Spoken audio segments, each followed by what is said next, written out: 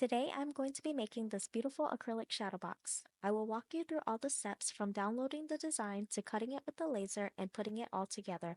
Let's get started.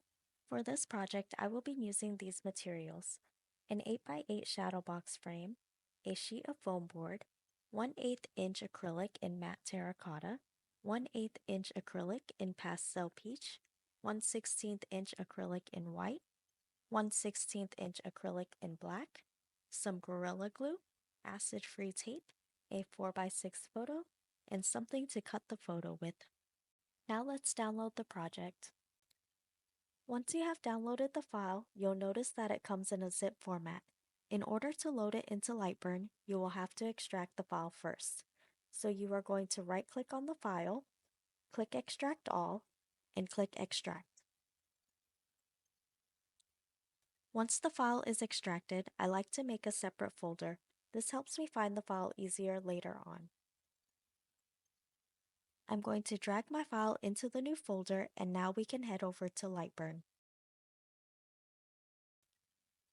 Now let's load the file into Lightburn. I'm going to go over to the top left corner, click File, Open, and click on my new folder, Crafty Cat SVG. Once you click on the file, it will show the different frames you can use. I will be using She Said Yes. When you click on this file, it will show you the photo options for this frame. I will be using the 2 photos option.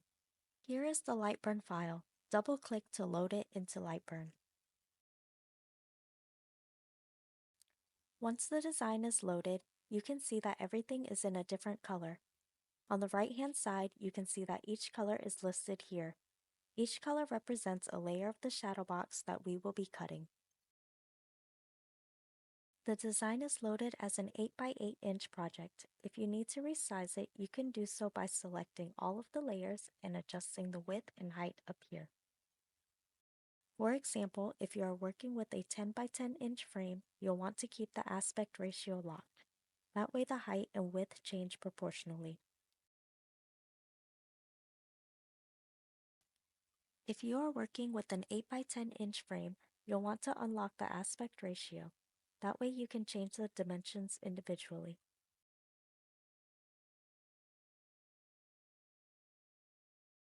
I will be changing it back to 8x8 inches for this project.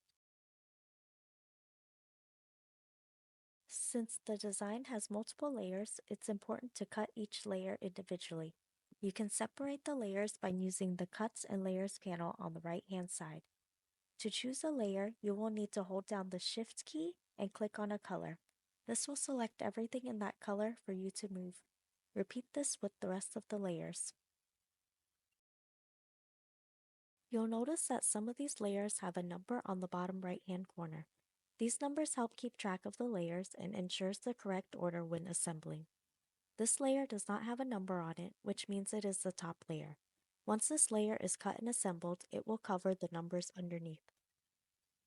Now let's talk about cut settings. Every laser is different, so make sure you refer to your laser's manufacturer for recommended settings. Once you know your settings, you can adjust them on the Cuts and Layers panel on the right-hand side. My laser's settings for 1/16 inch acrylic is 12 speed and 20 power, 12 speed and 25 power for 1/8 inch acrylic. Again, every laser is different, so please refer to your laser's manufacturer for recommended settings. This gridded area represents the laser's workspace. Anything you place in this area will be processed by the laser. I am going to move all of the layers outside of the workspace so I can work with each layer individually. Once the layers are moved, I will select layer 1 and drag it into the workspace.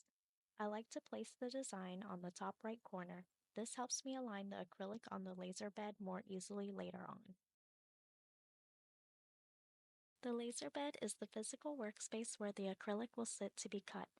Since I placed the design in the top right corner of the workspace, I will put the acrylic in the top right corner of the laser bed. I like to use these magnets to hold the acrylic in place. This ensures that the acrylic stays flat and keeps it from shifting during the cutting process. With everything aligned and secured, I will go back onto Lightburn and click Start. After cutting each layer, go back into Lightburn, clear the workspace, and repeat the process for each layer of the design.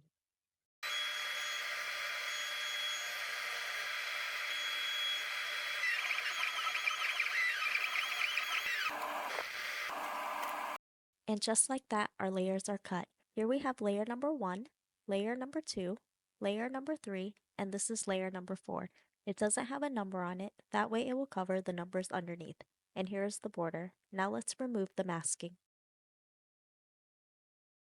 Before I can assemble the shadow box, I need to glue the dot over the letter I. I like to use Gorilla Glue for this. So I'm just going to pick up the dot, dab a tiny bit of glue on it, then I'm going to put it above the letter I, and our border is complete. Since I am using the 2 photos option, I need to cut my 4x6 photo in half, creating 2 3x4 photos. Now let's add the photos.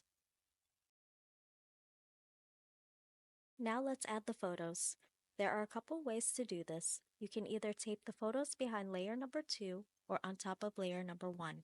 I will be taping mine to the back of layer number 2. I'm going to flip this photo around and add the acid-free tape to the top and another piece to the bottom. Now I'm going to place the photo behind layer number 2 and align it. Once the photo is where I want it, I'm going to press down on the tape. I'm going to repeat the process for the other photo. Now let's assemble the shadow box. I'm going to flip this frame around and open the tabs to remove the back piece. We do not need this sheet of paper. There is also a spacer on the inside of the frame. For this project, we will not be using it as well. You can glue the layers together with a strong acrylic adhesive or stack them for a floating look. I will be stacking the layers one by one inside the frame, starting with the border and followed by layers 4, 3, 2, and 1. Once layer 1 is in, I will add the sheet of foam board to fill in this space. Now it's time to replace the backing and push down the tabs to lock everything in place. And my shadow box is complete.